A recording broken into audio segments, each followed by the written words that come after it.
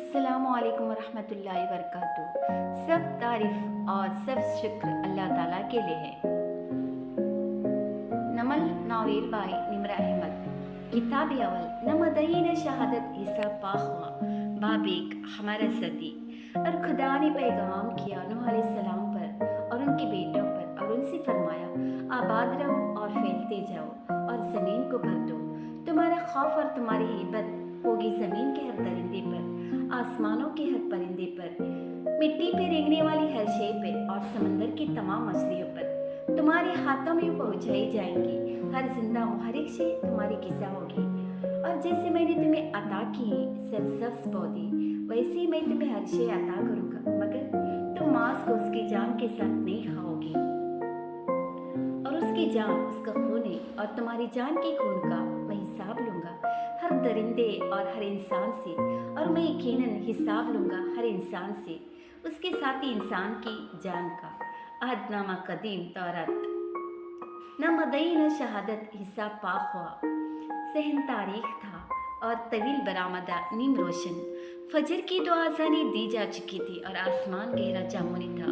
बरामदे के आगे कोठड़ियाँ दर कोठड़ियाँ थी, जिनके दरवाजे सलाखदार थे और जिनकी मैली दीवारों पे लकीरें निशान नाम से लिखे थे। कुछ कैदी सो रहे थे, कुछ जाग रहे थे। यहाँ जिंदगी दो इंतहाओं के दरमियान लटकती थी। सियादारी सफ़ेदारी से मुकम्मल अलग हो चुकी तो फजर की तीसरी अजान गूंजने लगी। हवाओं ने मुअज्जिन की आवाज़ को अपने परों पर उठाया और सहन में फैला दिया। अल्लाह सबसे बड़ा है, अल्लाह सबसे बड़ा है।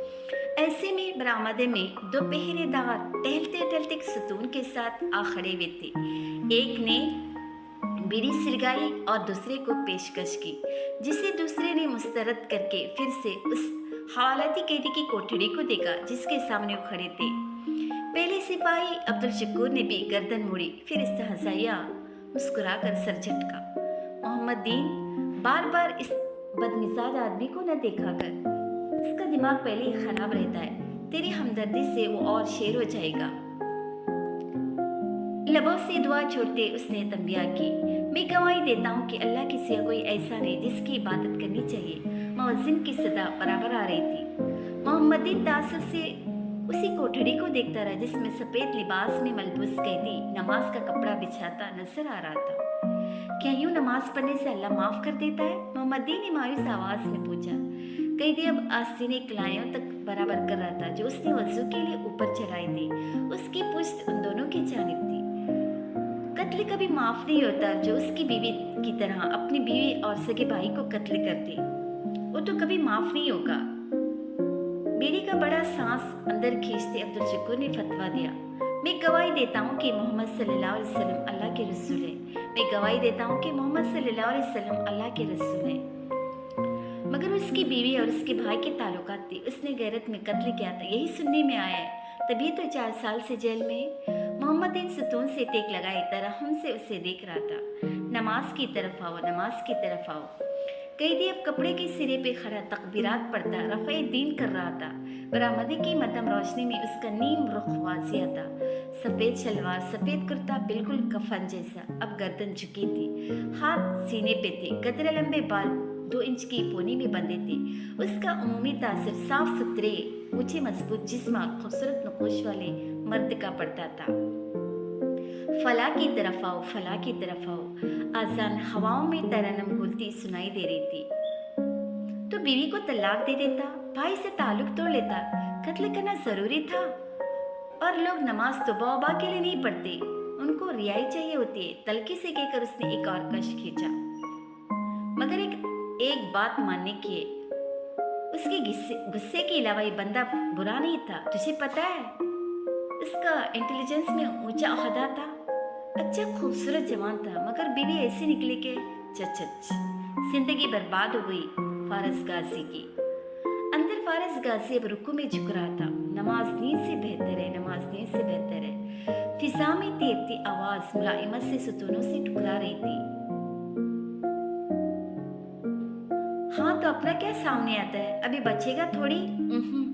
लापरवाही और इस्तेज़ाज़ से सर झटक कर अब्दुल शकूर जाने को पलटा। तभी मोहम्मद दीन किसी शहर के ज़रिए से बोला, मगर वो कह रहा था एरिया हो जाएगा। अब्दुल शकूर ने हैरत से रुककर अपने साथी को देखा। ये फारिस गाजी रिहा हो जाएगा? ये किसने कहा?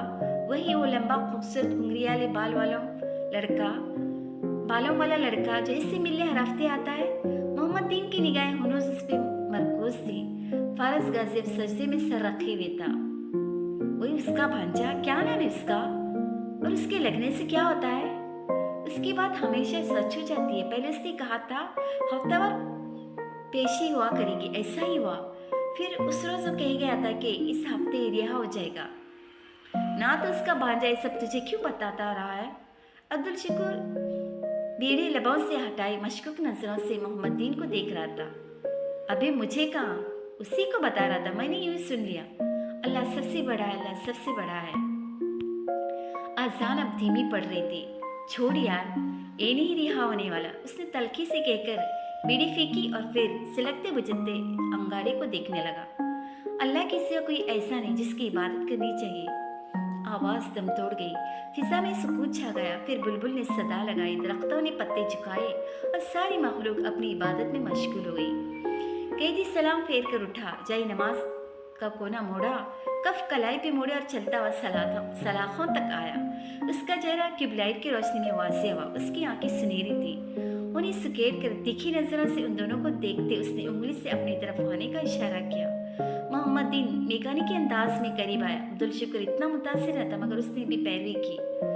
अपने कान साफ करके ध्यान से सुनो। वो तेज निगाह से दोनों को बारी बारी देखते हुए बोला, पहली बात वो मेरा सगा नहीं सौतेला भाई था।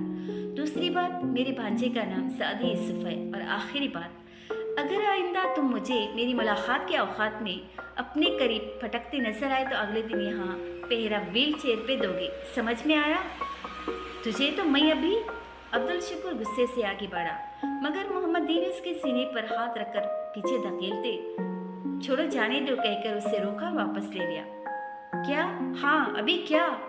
सलाखें थामे फारस ने नीचे जबड़े और गुस्सली आंखों से पुकारा मगर मोहम्मद दीन बमुश्किल समझा बुझाकर उसे दूर करने में कामयाब हो गया था। फारस ने सर झटका और वापस हो लिया। सुबह की सफेदी आहिस्ता आहिस्ता फैल रही थी। मैं जख्म हूँ फिर भी दिखाई न दूँ। ठीक उसी वक्त इस्लामाबाद के दूसरे हिस्सों पर भी फजर ऐसी तुलू हो रही थी। उस अपर मिडिल क्लास कॉलोनी में एक घर की खिड़कियां नीले अंधेरे में रोशन थी। छोटे से लॉन के सामने लॉन्च की खिड़की नजर आती मगर घर की बगली गली से अंदर जाओ तो पहले किचन का बंद दरवाजा आता और फिर एक बेडरूम की खिड़की जिससे चेहरा लगाकर देखो तो अंदर लैंप जल रहा था और कारपेट पे एक लड़की नमाज पढ़कर सलाम फेर रही थी। बेड की साइड टेबल के जलते लैंप के साथ मोबाइल, पानी और चंद दवाइयाँ रखी थी। ऐसी दवाइयाँ जो गुर्दे का वो मरीज इस्तेमाल करता है जिसको डोनर गुर्दा लगा हो। वो नमाज खत्म करके बिना दुआ मांगे उठी। जय नमाज उसी मेज के खाने में रख दी। दुपट्टा उतार कर बाल आजाद के फिर पलट कर स्टडी टेबल दिखाई तो उसका चेहरा सामने आया। वो साफ मगर कदरे जर्द रंगत की दराज कद दुबली पतली सी थी। नकुश मुतनासिब, आंखें बादामी रंग की, गहरी पूरी पलकें मुड़ी हुई और नाक में हीरे की नन्ही सी लवंग बिल्कुल मूंग के दाने जितनी। वो बहुत खूबसूरत नहीं थी मगर उसके बाल खूबसूरत थे। गहरे पूरे सर से कान तक सीधे और फिर मोटे मोटे कर्ल्स की सूरत घुंघरियाले हो जाती। वो स्टेप्स में थे, सामने से ठोड़ी तक, फिर कंधों तक और पीछे कमर तक आते। उसने अलमारी खोलकर एक फाइल निकाली और बेध्यानी में डब्बे को लुढ़का दिया जिससे अखबार के चंद तराशे फिसल कर बाहर गिरे। मगर चूंकि उसने देखा नहीं था तो स्टडी टेबल पे आ बैठी और फाइल खोल ली। अखबार के तराशे उसके कदमों में गिरे रहे। कमरे में नीम अंधेरा था, वो ठीक से पढ़े न जाते थे मगर फिर खिड़की के बाहर सुबह फैलती गई और रोशनी अंदर भरती गई और उनकी तहरीर वाजिया हो गई। उन तराशों की सुर्खियां कह रही थी, असिस्टेंट डायरेक्टर नीब वारिस गाजी पुरस्रार तौर पे कमरे में मुर्दा पाई गई। पुलिस ने मौत को खुदकशी अजीज इकारब ने कत्ल करार दे दिया। कमरे से लैपटॉप और अहम डॉक्यूमेंट्स भी गायब। इस्लामाबाद के पौष इलाके में नामालूम अफराद की फायरिंग से एक जख्मी जाबाह खातून कुछ रोज कबल मुबीना तौर पर खुदकशी करने वाली नीब डायरेक्टर के भाई की अहलिया थे। जख्मी खातून के दोनों गुर्दे फायरिंग के नतीजे में जाया हो चुके। नेज़ उनका ताल्लुक नीब डायरेक्टर के कत्ल का मामला हल। पुलिस ने सौतेले भाई फारिस गाजी को गिरफ्तार कर लिया। पुलिस के मुताबिक अपनी बीवी और रिश्तेदार खातून पे फायरिंग के पीछे भी उसी का हाथ। दो हाथों ने तेजी से वो कागज समेटे और उनको डिब्बे में डालते हुए अलमारी बंद की। फिर सीधी होकर खड़ी हुई। वो तैयार हो चुकी थी और अब गीले घुंघरियाले बाल ब्रश कर रही थी। फजर बीते काफी देर हो चुकी थी और बाहर हर तरफ सुनहरी रोशनी थी। उसकी खिड़की के बाहर पतली गली में वापस चलते जाओ तब किचन का दरवाजा खुला था। जाली से बातें करने की आवाजें और नाश्ते की खुशबू आ रही थी। मुलाजिम लड़का खड़ा चाय दम पे रख रहा था। साथ एक हट्टी कट्टी उसके तिबके की औरत खड़ी थी। वे सदाकत, माँ का सारा पैगाम समझ में आ गया ना? अब मैं तसल्ली से गिराए चली जाऊं? वो जैसी कोई लंबी चौड़ी बात समेट रही थी। लड़के ने हाँ ना चाची कहते तशफी करवाई। चाची ने जैसे फरागत से इधर उधर देखा। ये तो अपने बाजी का नाश्ता बना रहा है। उसने मालकन की बाबत इस्तिफसार किया। हाँ, और साहब का भी, बाजी के अब्बू। दो लोग ही तो हैं घर में। ना तो तेरी बाजी की शादी वादी नहीं हुई? साहब ने बहुत पहले अंडा तोड़ते हुए बहुत को बहुत खींचा। बाजी की मंगनी की थी, शादी भी होने वाली थी, मगर फिर बाजार में फायरिंग हुई और बाजी को भी गोली लग गई। बस दोनों गुर्दे जाया हो गए। किसी अंग्रेज औरत ने गुर्दा तो दे दिया और लग भी गया, पर मंगनी टूट गई। फिर बाजी ने शादी नहीं की। बेचारी, 27 से 28 की तो होगी। अरे 33-34 से कम की नहीं है बाजी, लगती छोटी है। सदाकत ने फकर से कहते हुए अंडा तेल पे डाला। शटर शटर की आवाज आई और तेल में बुलबुले बनने लगे। तुझे कैसे पता उसकी उम्र? चाची ने मशकूक नजरों से लड़के को देखा। उम्र का नहीं, सालगिरह का पता चल जाता है। वो हर सालगिरह पे सदी भाई कार्ड और फूल जो ले आता है। सदी भाई कौन? ले, तुझे सादी भाई का नहीं पता?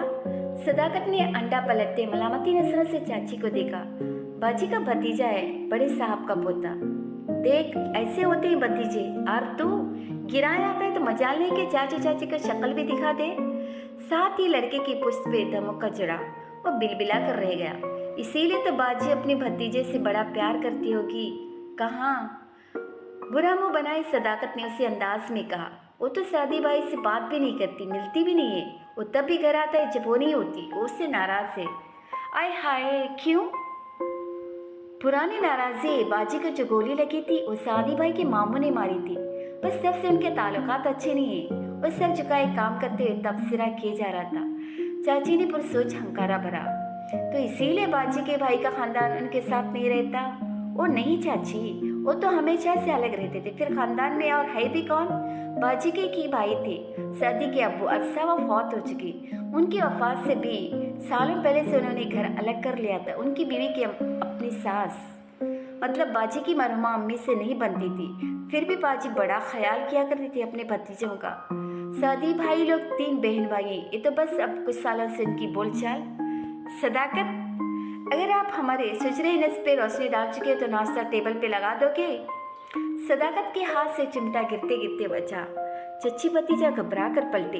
वो कोट बाजू पे डाले, दूसरे हाथ में पर्स ले चौकट पे खड़ी थी और बेफिक्रा बिना किसी गुस्से या तंज के बहुत सादगी और नरमी से अदा किया था। लाया बच्ची, बस। वो जैसे करंट खाकर एकदम तेज से इस काम करने लगी। चाची ने भी खफीफ सा सलाम किया। वो उसी नरमी मगर संजीदगी से जवाब देकर राहदारी में आगे चलती गई और हील की फर्श से टकराती आवाज गूंजती गई। राहदारी के सामने बड़ा सा लिविंग रूम था। उसका आधा हिस्सा सोफों से आरास्ता टीवी लॉन्च था। बाकी निस्फ में डाइनिंग टेबल बिछी थी। सरबराही कुर्सी की जगह पे एक मामर साहब व्हील चेयर पे बैठे ऐनक नाक पे जमाए अखबार देख रहे थे। वो दाएं हाथ की पहली कुर्सी पे आ बैठी, चीज़ एक तरफ रखी, प्लेट उठाई, काटा उसमें रखा। आज घर कब आओगी? जल्दी आने की कोशिश करूंगी। वो बहुत टेढ़े हुए नरम अंदाज में बोलती थी और उसकी फिक्रे क्रमानी में लबों से ज्यादा होती थी और वो हमेशा बात खत्म करके सांस लिया करती थी। उसके बावजूद हर लफ्ज वाज़ेह और क्लियर होता। समर, उन्होंने पुकारा। समर ने जवाब में सिर्फ हूँ कहा। कल की तारीख याद है? क्या था? कोई क्रिकेट मैच था? समर ने उसे इत्मीनान से पूछते हुए नैपकिन गोद में बिछाया। शादी की सालगिरह थी। वो 25 साल का हो गया है। उसके हाथों की हरकत सुस्त हुई। भूरी आंखों में साया सा लहराया और एकदम चेहरा मोड़कर सदाकत की तरफ मतवजा हो गई, जो लवाजमात मेज पे रख रहा था। समर से नजरें भी नहीं मिला पा रहा था। बड़े अब्बा भी अखबार को ही देख रहे थे। सदाकत अंदर चला गया तो उन्होंने कहा, क्या तुम्हें याद है कि तुम क्या क्या भूलने लगी हो? 4 साल से उसके घर जाना भूल गई हो। 1.5 साल से उसकी शक्ल देखना भूल चुकी हो। समर ने मेज के वस्त में रखे गुलदान को देखते हुए कप लबों से लगाया। बोली, कुछ नहीं। उसका चेहरा सपाट था। वो तुम्हारी कोई सालगिरह नहीं भूलता। मैं उसे कॉल कर लूंगी। कॉल करना परवाह करने के मुतरादिफ नहीं होता। समर ने संजीदगी से बड़े अब्बू का चेहरा देखा जब उसे ही देख रही थी। वो मेरा भतीजा है, मैं उसकी परवाह क्यों नहीं करूंगी? तो फिर उससे नाराजगी खत्म क्यों नहीं करती हो? मैं उससे नाराज नहीं हूँ। शादी मेरे लिए क्या है आप जानते हैं, और कोई भी चीज उस हकीकत को नहीं बदल सकती। तो फिर उससे मिलती क्यों नहीं हो? ठीक है, अब हमारा रास्ता खराब करना चाहते हैं तो ऐसे ऐसे पहले पर्ज पर कर मुकम्मल तौर पे उनकी तरफ मुतवज्जा हो गई। मुझसे क्यों नहीं मिला जब मैं बीमार थी? अब्बा, मेरे गुर्दे ज़ाया हो गए थे। एक अजनबी औरत मुझे गुर्दा दे सकती है, मगर मेरा भतीजा मुझसे मिलने नहीं आ सकता क्योंकि उसकी पढ़ाई ज़्यादा ज़रूरी थी। अब्बा, वो मेरा बेटा था, मेरा भाई था, मेरा सबसे अच्छा दोस्त था, मगर वो मेरे पास नहीं था जब मुझे उसकी ज़रूरत थी। वो इंग्लैंड चला गया। और हाँ, वो वहाँ से मुझे कॉल कर लेता था, मगर कॉल करना परवाह करने के मुतरादिफ तो नहीं होता ना। तुम उसके बाद दरगुजर कर देते अगर उसने ये ना कहा होता कि पारस बेगुनाह है। और समर रुक गई। उसके तासुरात बदले, आंखों में गहरा कुर्ब, तकलीफ, गुस्सा उभरा। फारस गाजी के नाम मेरे सामने मत लिया करे। उस शख्स ने मेरे साथ क्या किया अब भूल गए?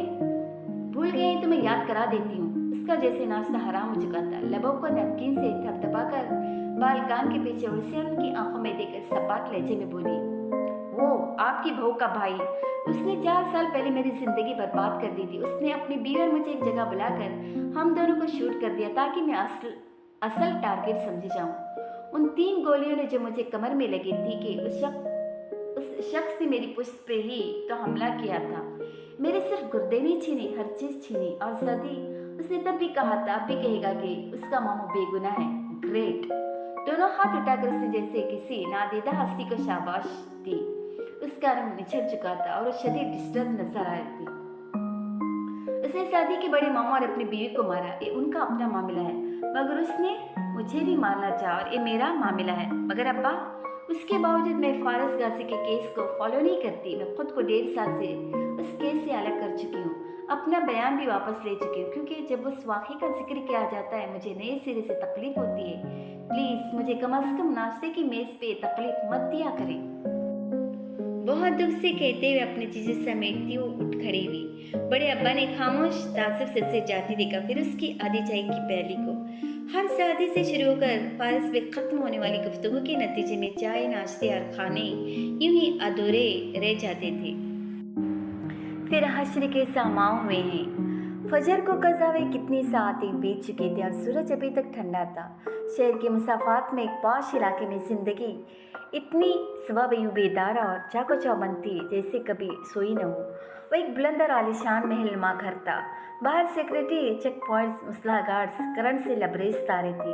अंदर इमारत सब्जाजार के दरमियान खड़ी थी और आगे पीछे ऊंची नीची पहाड़ियों के मानंद लॉन कहीं नशेब में जाता, कहीं ऊपर उठ जाता। लॉन में बावर्दी मुलाजिम जो किसी से काम निपटा रहे थे, किसी बड़े इवेंट से पहले होने वाली प्लानिंग।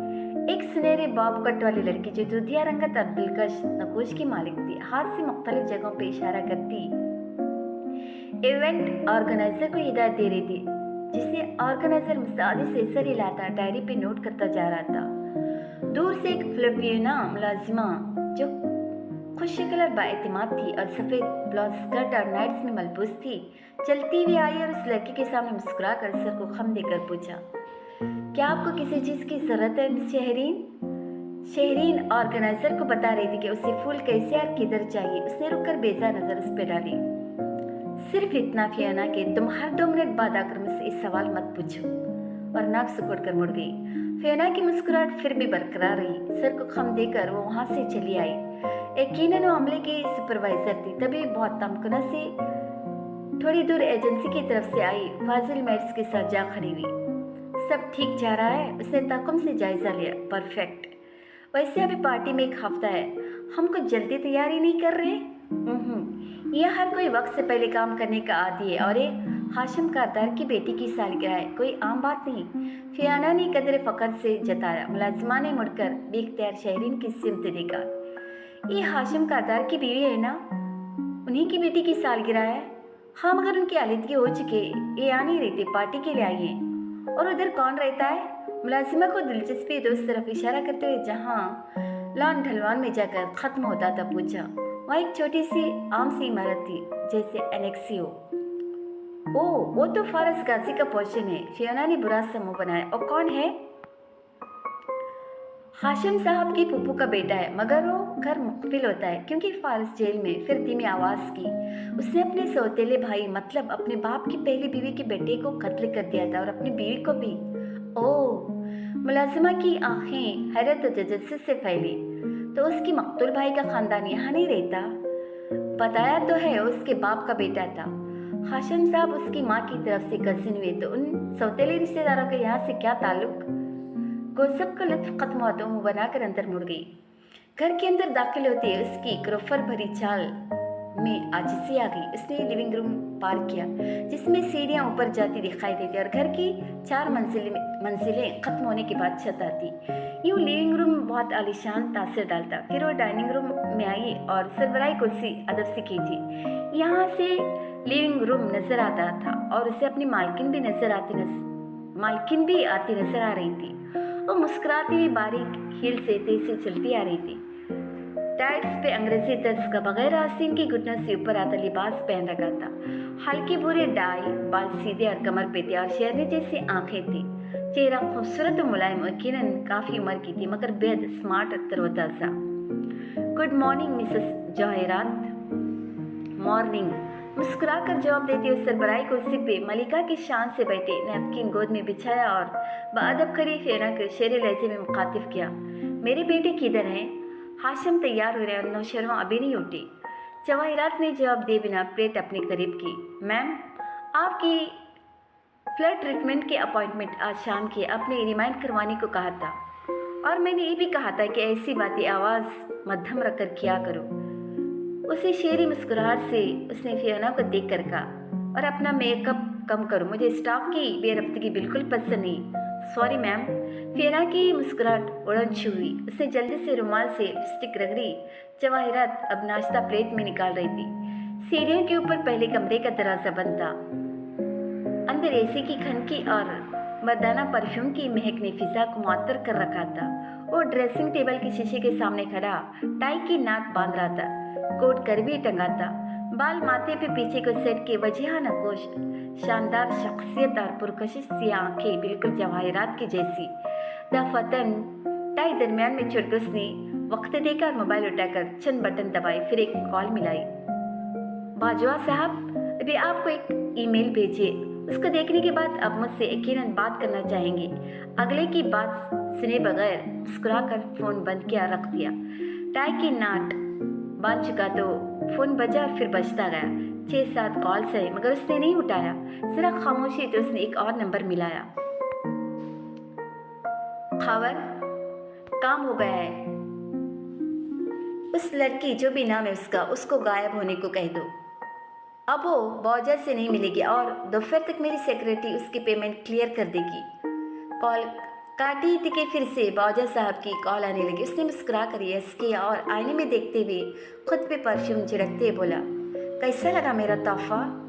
अगर तुम नहीं चाहते कि मैं उस पर तुम्हारी बेटियों की राय लूँ तो आज बोर्ड के इजलास में तुम मेरी करारदाद के हक में वोट दोगी, वरना मैं कितना बेरहम हूँ तुम जानते हो।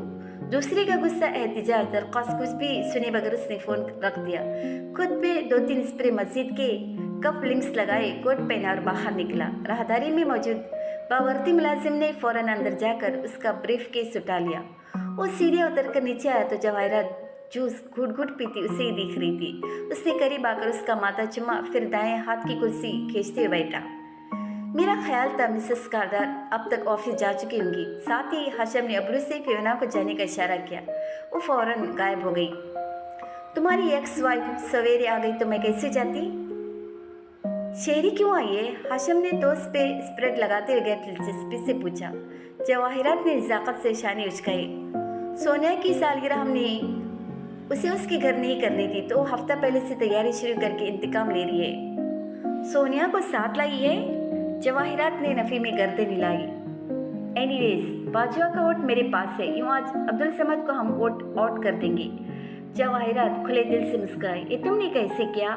हाशिम मुस्कुराते हुए शानी उचकाकर बोला, हाशिम सब संभाल सकता है, सिवाय इस घर के स्टाफ के। मतलब कोई काम का बंदा है यहाँ?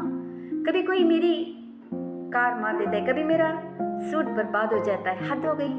आवाज पे दोनों ने उस तरफ देखा। ट्राउजर और शर्ट में नौशरा बिस्तर से उठकर आया था और बहुत बिगड़े मूड में आया था। और अब क्या हुआ? हाशिम ने छुरी कांटे से टुकड़ा तोड़ते हुए मुस्कुराकर उसको देखा। मेरा सूट बर्बाद कर दिया इस जाहिल रियाज से। अब उसकी पैसे उसके हवाले कर दी मम्मी। मैंने उसे फारिग कर दिया है। सेब उठाकर उसमें दांत गाड़ते हुए खफा खफा सा बोला। वो 24-25 साल का खुश शक्ल नौजवान था। हाशिम जितना नहीं मगर अच्छा था। फ्रेंच कट और बालों की उलझी बिखरी स्पार्क्स, आंखों में बेसारी लापरवाही। जवाहिरा इतने नापसंदगी से उसकी बात सुनी। तुम कब बड़े होगे? जब हाशिम तुम्हारी उम्र का था तो इतना छोटा हरगिज नहीं था। हाशिम ने माँ के हाथ पे हाथ रखा नरमी से टोका। मैं समझा दूंगा ना। और फिर नौशरवा की तरफ मतवजा। आज तुम्हें ऑफिस में नजर आना चाहिए। आऊंगा भाई, मगर अपने वक्त पे, उसने अब मुस्कुराकर बेनियाजी से कहा। हाशिम ने बमुश्किल मुस्कुराहट रोकी। उसे नौशरवा पे बहुत कम गुस्सा आता था। सुबह हो चुकी, शेरू, अब तुम बिल्कुल नहीं सोगे और तैयार होकर ऑफिस आओगे। ओके, वो लापरवाही से कहकर सेब खाने लगा। हाशिम का फोन फिर से बजने लगा। उसने जूस का घूंट भरा और मोबाइल कान से लगाया। हाशिम कारदार, रिस्वानी आवाज से इस्तफसार किया। आगे बोलो। उसका लहजा बेलचक कर सपाट हो गया। मैं कामरान हयात के ऑफिस से बात कर रही हूँ। प्लीज लाइन पे रहिएगा, कामरान साहब बात करेंगे। अपने बॉस को बोले कि मैं सेक्रेटरी से बात नहीं करता, उसे मुझसे काम हो तो मुझे खुद कॉल कर लिया करे। बेनियाजी से कहकर उसने मोबाइल बंद कर दिया। जवाहिरात और नौशेरवा ने अपनी खफगी बुलाकर मुस्कुराती मगर फक्रिया निगाहों का तबादला किया। हाशिम का मोबाइल फिर से बार बार बजने लगा तो शेरू को कहना पड़ा, उठा ले भाई बेचारे की कॉल। शाम को उठाऊंगा, उसे पूरा दिन ख्वार होने दो। वो काम हो तो हाशिम कारदार याद आ जाता है। मुनासा खत्म करके अब उठ रहा था। जवाहरात ने गर्दन उठाकर उसे देखा। कोर्ट जा रहे हो? पहले ऑफिस फिर कोर्ट। जनरल नवीद के बेटे वाला मसला वक्त पर न गया तो समर सेटलमेंट से इनकार ही न करती। उस मगरूर औरत का कोई भरोसा नहीं। समर को मेरा सलाम कह देना, जवाहरात ने दिलचस्पी से कहा। श्योर। हाथ साफ करके उसने मोबाइल उठाया था कि फिर से बचा। हाशिम ने हाँ खबर बोलो कहकर हजरत में कॉल रिसीव की थी, मगर दूसरी तरफ जो कहा जा रहा था उसे सुनकर वो बिल्कुल रुक गया। आंखें सुकेल ली और आहिस्ता आहिस्ता वापस बैठ गया। हूँ, अच्छा, खैर, पिछले 2 महीने में वो किस किस से मिला है? अपने वकील के अलावा मुझे एक एक मुलाकात की तफसील दो।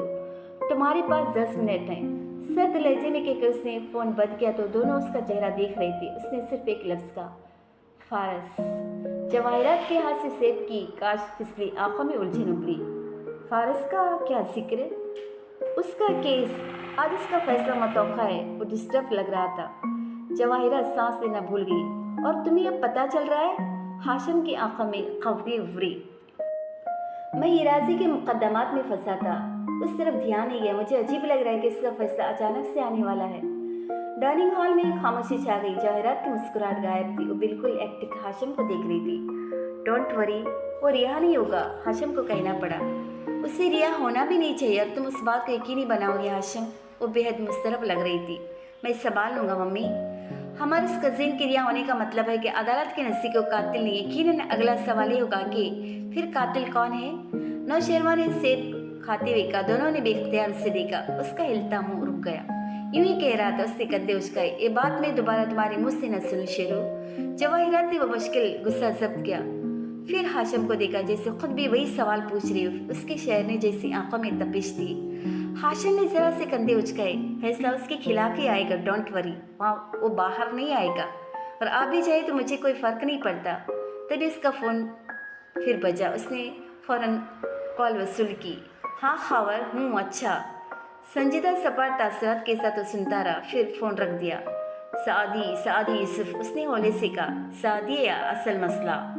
नौशेरवा का चेहरा यूँ हो गया जैसे उसने जहरीला सेब निगल लिया हो।